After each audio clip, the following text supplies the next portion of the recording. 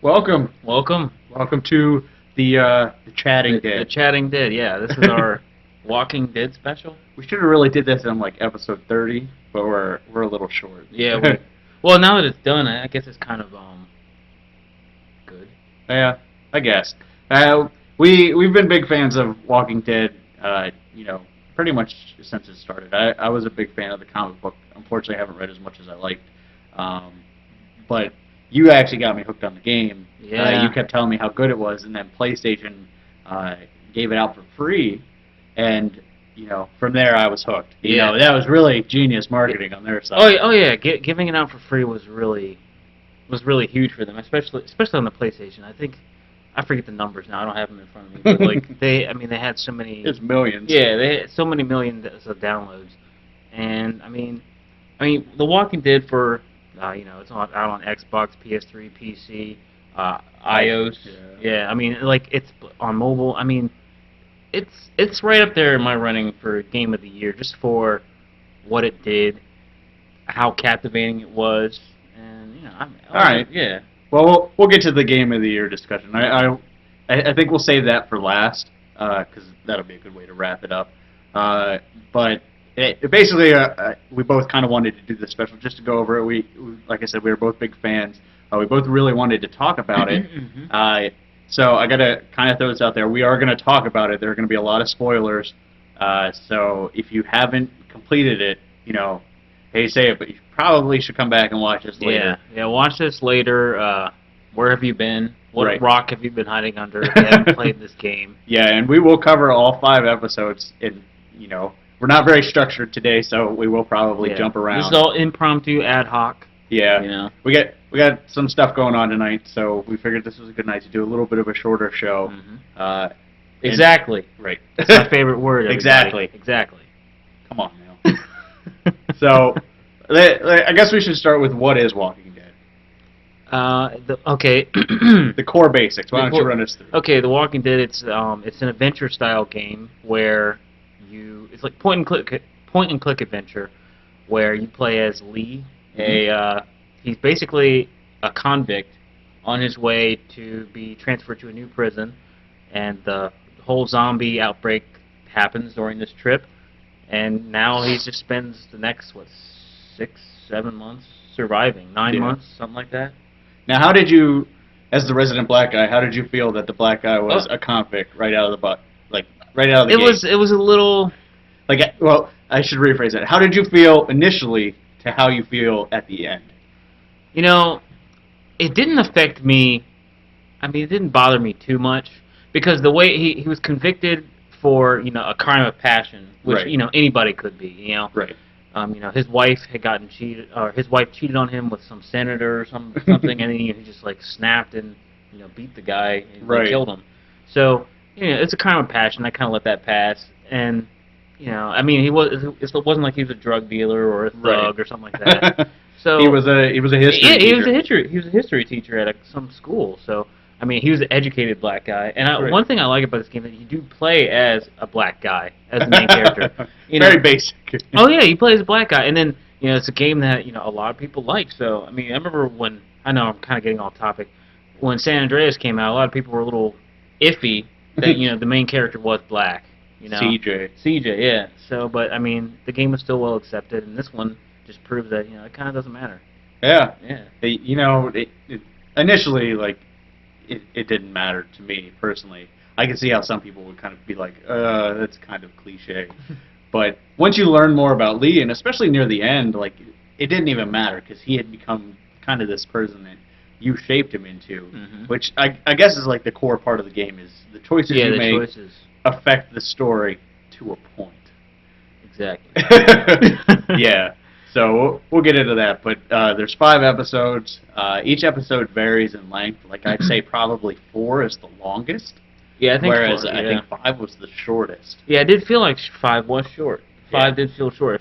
It felt very. All the game is. The game isn't totally linear, but it doesn't feel linear. You know what I mean?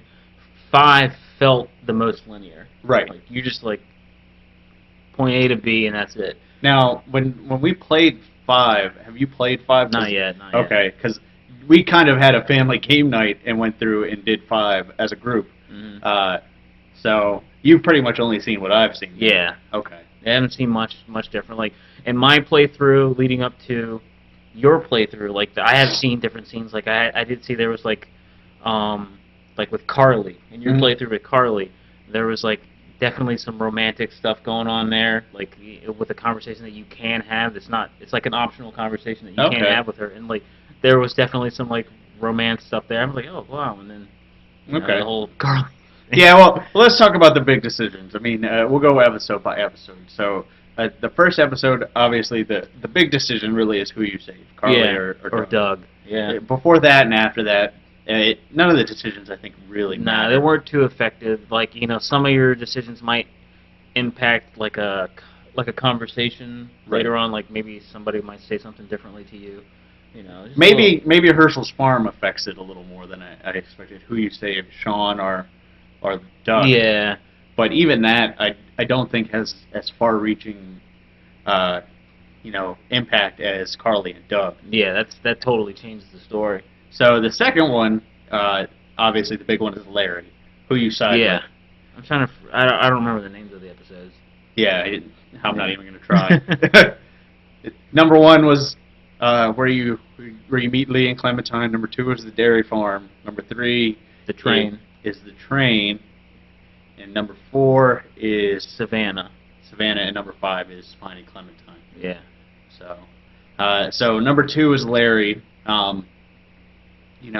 Really either way, like basically what happens with Larry is you end up in a meat locker, trapped with him, and he has a heart attack and dies. So you have to choose, whether you think you can resuscitate him or kill him before he becomes a zombie. Yeah. And that was that episode was what really hooked me. Right, I would agree that is what cemented like that moment where you had to choose whether you tried to resuscitate him or not, and if you did try to resuscitate him, he breathes right before he gets his head smashed in. Yeah, so like like you said, that cemented when that game became like legit. Right. That game became legit. A contender. In episode 2, it's like, okay, I'm all in now. Right. I bought into it all, and it's good. It was good. Right. I agree wholeheartedly. Like that actually is what set the tone for the game, because up until that point, I had 2 playthroughs. I had a good playthrough and what I dub a bad playthrough. But at that point, it hit me that there is no good or bad. Yeah. There is, you could be a dick, or you can not be a dick, but you still have to be a dick. It's very like gray. very morally gray. I mean, and that definitely comes back at the end, because obviously, at the end of episode 2 is when you find the car. Yeah. Stuff. Yeah. And that was a good way, because that comes back in 5 in a big way. It does. It does. Wow. So 3 is obviously where the bandits show up. Kaja and Duck, you can't really affect that they end up dying. So what would you say is the big decision in 3? Like, thinking back, there really is nothing. Like, what you do with Lily doesn't matter, because she still leaves. Lily still leaves, and it's like Lily ends up killing either Doug or Carly, so saving them didn't really matter. Right, and we'll get to how the choices. Yeah, that was my little gripe. But like Lily leaves, I can't really think of any decision maybe whether you kill or let Kenny kill Duck. Maybe, yeah, maybe that one. And then there's like cutting Clementine's hair. I don't remember any scene. I don't remember. I don't remember a real defining moment in 3. Because even like Omid and Krista, when you finally meet them, nothing you really choose with them really affects anything. Mm-hmm. Yeah. Like even if you push Omid off the bridge onto the train, Krista holds a little bit of a grudge against you, but she knew that he would have had to jump. Yeah. So to me, 3 was kind of like the slump episode. Yeah, I feel like he had the least amount of control in that one. Right. For sculpting the story. I felt like after what they did with Doug and Carly, I felt like they were or Telltale was in control of how the story was going to go. It's like, okay, let us steer things in this direction. And then they introduced Chuck, which Chuck was cool, but Yeah, like, Chuck was cool, but that was it. yeah. You knew from the moment Chuck showed up that he was that throwaway character that was there to impart wisdom in episode 3, and he'd be gone in episode 4. Mm-hmm. So And imagine how much more we would care when we lost Chuck if he was somebody that was there from the beginning. right, exactly. You know? Or even somebody that they picked up in episode 2, like say he was somebody that they rescued from the dairy farm or something like that. Because there was what was his name, Mark, in episode 2. That's another right. throwaway Yeah, character. another throwaway. Yeah, So forgot about him. Telltale, I think, in the series was very fond of the plot device characters. Mm-hmm. Now the characters they had, for the most part, they developed relationships really well. Especially Kenny. Like Kenny, Oh yeah. from episode 1 to 5, is a completely different person. Yeah. He. You know, as much as I used to like not like Kenny, like I love Kenny in the first episode. And in the second episode, like it changed my opinion of him. Right. But in the scope of the whole thing, Was it the lock picking joke? yeah, nah, that wasn't even it wasn't even a lock picking joke. I think it was the way how he decided to deal with Larry. Ah, okay. Yeah, and how he decided to deal with Larry and the way he treated me if I did not help him. Right. And he holds that grudge the whole time. Yeah, he does. He does hold that grudge against you. But, you know, in the scope of things, like, I am trying to play devil's advocate and look at everything that's going on. Mm-hmm. I do kind of like Kenny. You know, Kenny's like, you know what? Whatever. I feel that Kenny could be an equally as compelling main character as Lee was, given the right situation. Obviously, the situation that we had, it's better for Lee. Yeah. Because he's more the outsider looking in. Him and Clementine. But anyway, back to episode 4. Episode 4 is Savannah. Yeah, Savannah. Now, there's a lot of big stuff that happens in 4, but no real decisions that I would say affect the long term that I can think of off top hand. Now, 4 was really long, too, so that could be. Like the trip to Crawford. Yeah, it was a long one. I was surprised. I was like, man, am I still playing this game? Right. You know, normally each episode is, how long would you say? Roughly like 3 or 4 hours? If that, I mean, I'd say the average episode, yeah, maybe like 2 to 3 hours. Yeah. Whereas 4, I think, was 3 or 4 hours, because it was long. It was long. There's a lot of dialogue, and there's a lot of looking for stuff in 4. Yeah. So, which one, it's kind of sidetracking, which episode was your favorite? honestly, out of all of them, I would probably say 5 or 2. 5 or 2? Yeah. I would say 4 or 2. Really? Yeah. 5 was really good. I mean, Telltale has, like, you can tell from episode 1 to 5 that they were, like, they were finding themselves. I'm really looking forward to season 2. Right. But, like, We'll talk. so, like yeah. Episode 5, you know, I think the directing of the episode was really well. The way they created the situations that you were in, the camera angles, the moving camera angles. I mean, it was very cinematic. Right. And I really like that about episode 5. I just like episode 4 for its just the story and like a lot of the background stuff. Like it felt very complete. What I guess the big thing in episode 4 was Ben, like whether you saved Ben or not. Yeah. Now, I couldn't do it on my first playthrough. I will probably save him on my second playthrough. But at that point, he had cemented it so much that he was just going to continue to screw up. That I was like, if you're willing to sacrifice yourself, you gotta go. Yeah.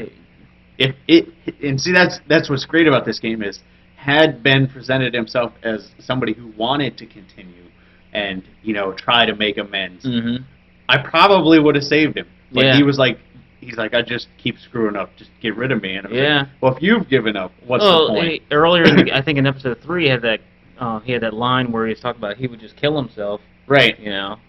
So I just think, hey, you caused our group enough grief. Right. There you go. So at the end of 4, Lee gets bit.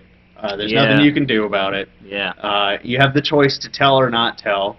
I told in mine. Yeah, so did I. So I the next time I go through, I'm not going to tell and see what happens. But that leads into 5, and the first big choice of 5. I think 5 is more about the, I don't want to say the long-reaching choices because it is the last episode. So Yeah. they make every choice immediate, and you have to make it quick. So the first choice is whether or not you want to cut off your arm. Yeah, that was interesting. That was an interesting thing. I like that. I was a little worried that was going to be Telltale's cheap way out. Like, if they cut off his arm, he's not infected anymore. Whereas, in Walking Dead, it's established that unless you do it right away, Exactly, immediately. it's too late. Which at that point it had already been a few hours. Yeah, it had been. He was done for by the time they cut off that arm. But I cut it off anyway, which that was actually a really great scene. It was really gruesome, but it showed more character development, I think, in Krista and Omid than we saw all of episode 4. Yeah, eventually Krista and Omid grew on me. I still feel like I don't feel as connected with them as I feel like I could have been. Right. Had they been there since the beginning. Mm-hmm. But I mean, I still feel for them. I do want to see what happens to them, where they go. And you find out Krista's pregnant. Yeah, you do. Yeah, she found out she's pregnant. But yeah. So what are we gonna talk about next? Well, I guess since we're on 5, we should talk about the ending. I feel the ending. Lee dies. I have to put that. If you get bit in this universe, you're pretty much done for. Now the thing is, you have to make Clementine shoot you. But leading up to Clementine shooting you, and this will actually be a nice segue into what we think the next episode, season's going to be. You basically walk Clementine through an adventure game. You do. Did you notice that? Like, he's like, okay, grab that stool. Okay, break the glass. Mm-hmm. Okay, do this. And then, during the action scene, which I guess we should mention, the big action scene in 5 is when he machetes his way through a crowd of zombies. Yeah, that's pretty awesome. That was pretty intense. Like, that scene ranks up there with a lot of, like, movie, cinema quality action for me, because it was that sense of, we could lose it all right here. Yep. That you rarely feel in movies. Yeah, I mean, it looked just like off of the TV show when they're going around hacking at zombies. Right. Because ammunition is scarce, so you don't want to use it. Also, I mean, they rely on hand-to-hand weapons. Right. And I mean, with a machete or like a cleaver knife, a butcher knife, or whatever. Yeah, I mean, it was awesome looking. So you get Clementine, you meet this guy, and I know I'm jumping back a little bit, but you meet this guy who is actually the owner of the car in episode 2. Yep. That you stole the food from, or not stole the food from, but the group stole the food from. And you find out over the course of listening to you through the radio, he develops this like deep-seated hatred against Lee because he thinks he's raising Clementine wrong. Mm-hmm. Obviously, this guy's crazy. Yeah, he is off his rocker. Yeah, he has his wife's head in a little carry bag or whatever. Right. He blames Lee for for his wife's daughter's dying. death. Yeah. So. Yeah. But at the end, Clementine, you basically make her shoot you, or not shoot you. I don't know. The one playthrough we've seen, I made him shoot me, and then Clementine ends up alone. Mm-hmm. And from what I've read, no matter what you do, Clementine ends up alone. It's just, I think the choices you impart onto her are what's going to affect the next episode. So,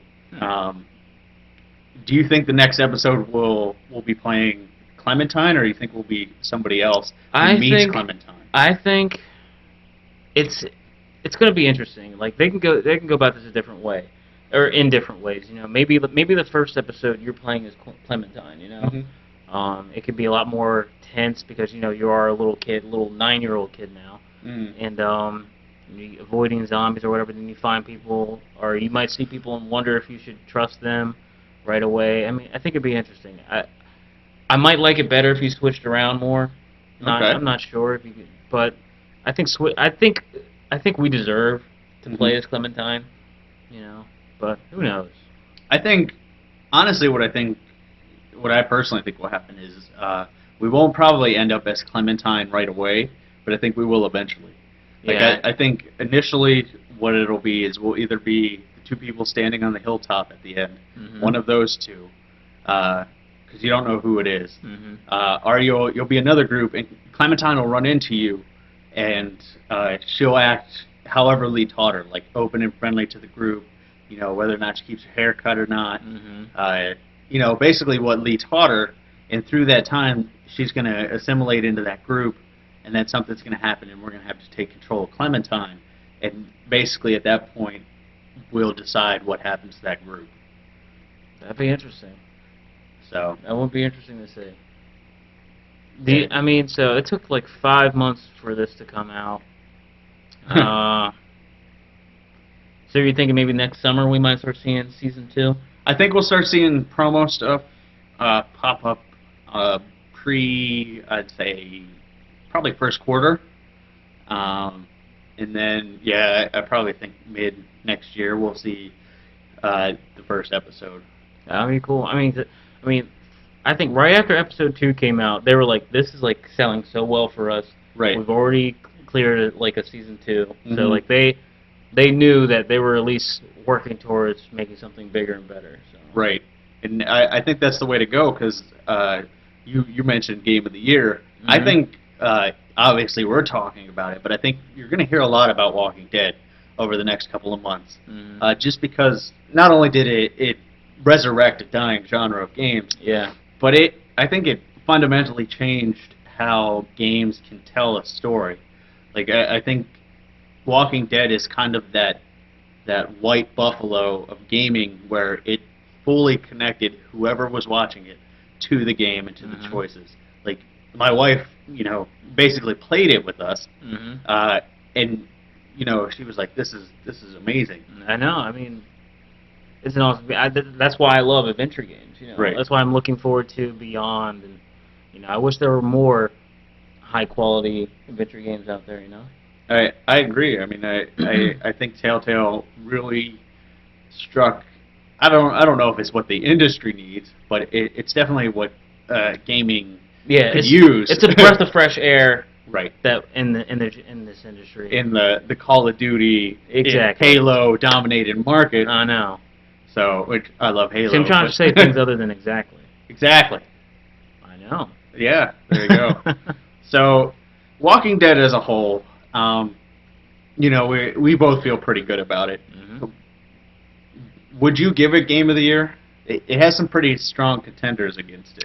It does, but they're very strong contenders that we played already. We played before, and like really, like it. I mean, might as well say right now, I probably would give it Game of the Year. I agree. Because why? Why? I mean, let's look at the competition. Really, up there on my list, Halo 4. Mm-hmm. You know, it's another good game. People are still playing it. Not Battlefield 3. That came out last year. And Mass Effect 3. Right. You know, I mean, that's the only other really huge game. Mm-hmm. And I've been playing Mass Effect 3 since 2007. or Mass Effect. Yeah, well, I kind of have been playing it since 2007. They've just refined it. Yeah, they just keep refining it, and that's what all these other games that are Game of the Year contenders, they're just refined versions of games we've been playing before. Mm-hmm. This is a breath of fresh air. Right. You know, I would put XCOM up there, but that's just because I'm a huge XCOM fan. So, but like really, Walking Dead means a lot more to the industry than the XCOM See, I'd even say XCOM is more of a breath of fresh air than most of the games on the list. That is true. That's kind of why it's up there. Right. But I feel like Walking Dead, so much more. Right. So much more. I feel the same way. Like, all those games you listed are great games, and you know, I'm really enjoying Halo 4 right now. But it just, I don't know. It just, to me personally, it didn't have that impact that Walking Dead did. No. This is like a game when I would sit down and play it, I couldn't stop playing it. Like, even when I have that feeling with like Halo and stuff, it's for different reasons. Mm-hmm. It's never. I don't ever want to say it's because of the game, more so as what I'm doing in the game. Yeah. Or you remember when we did the console war episode of Gamers Digest podcast? When we did that. We did a console war episode. When we were doing the PlayStation 1, the Xbox, and what else did we do? Saturn. Mm-hmm. And we showed like some Halo 2 footage. Right. And like, it looked just like Halo 4. Right. Yeah, I mean, Halo 4's gotten a little better Oh looking. yeah, and, definitely. Some of the gameplay stuff got taken out. True. Yeah. But yeah, it's the same game. It is I the mean, same that's game. what sells Halo. That's what Mhm. sells Call of Duty. That's why they Mhm. can get away with the same engine for So yeah, 6 years. that's why they kind of they have a notch against it in my book. Right. You know.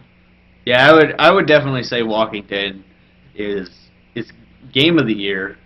It's definitely downloadable game of the year easily. Mhm. Oh Like, yeah. there was nothing that could compete against it. Mm-mm. Um, other than that, I mean, hurry up and get episode 2 out. Yeah, I know, right? So, Get it out. It's going to be kind of a boring show that we don't have Walking Dead to look forward to or talk about. I know we've been talking about it for months I know. since like this show started. We did, yeah. We actually started the show, I think, the same month that the first episode came out. Yeah. So, rest in peace, Walking Dead. Rip. Yeah.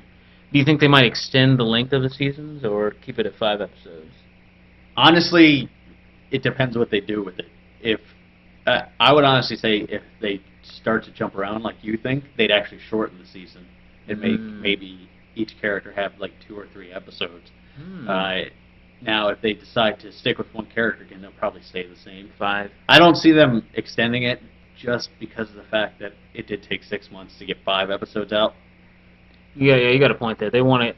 I would imagine they would want to get it out in the same vein as they did season 1, and still be able to have a retail version out in the stores in time for Christmas. Right.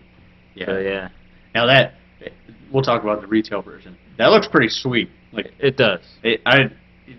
As much as I love Walking Dead, I'm like, man, I really want that special edition, but I can't buy the game again. I can buy it for Xbox, but it's still, yeah, it'd be less buggy. I know, right? No invisible duck. No invisible duck. No people standing and sitting at the same time. Yeah, that was a little weird. That was weird. Yeah. That was all that episode, man. Episode 3 was like the worst for bugginess. It was. It really was.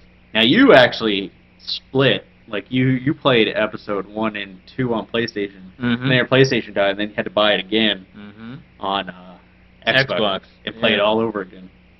Yeah. You make the same choices?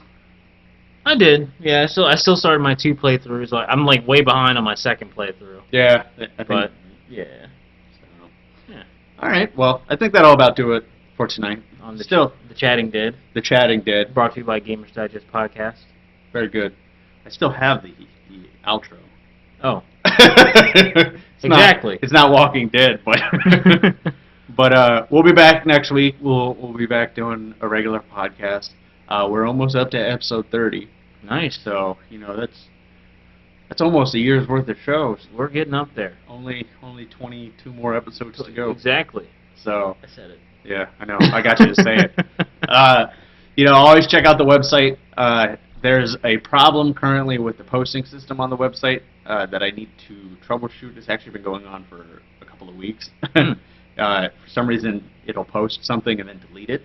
Oh, that's not cool. No, I think I know what the problem is. I think I monkeyed with the code a little bit too much. So it throws an error and pulls it and just deletes it. So there will be a lot of backlog posts coming up, gamersdigest.me. I was also thinking about writing some like gaming type editorial stories. Like I've had this like mojo going on where it's like, I want to write about something. Let me write my opinion about something. So I might do that. Okay. Yeah, we also do Let's Plays. We do Let's Play Terraria. It gets uploaded every Monday to our YouTube. It's also going to be on the website as soon as I can get that post problem fixed. And I've been playing XCOM, and hopefully the original XCOM, the microprose version, the one that was like made in like 1993 or something like that. So yeah, it's an old game, but it's super entertaining. It's a lot of fun, and I'm close to finishing. There's a lot of posts, or there's a lot of videos that I got lined up for you guys. I think right now I'm up to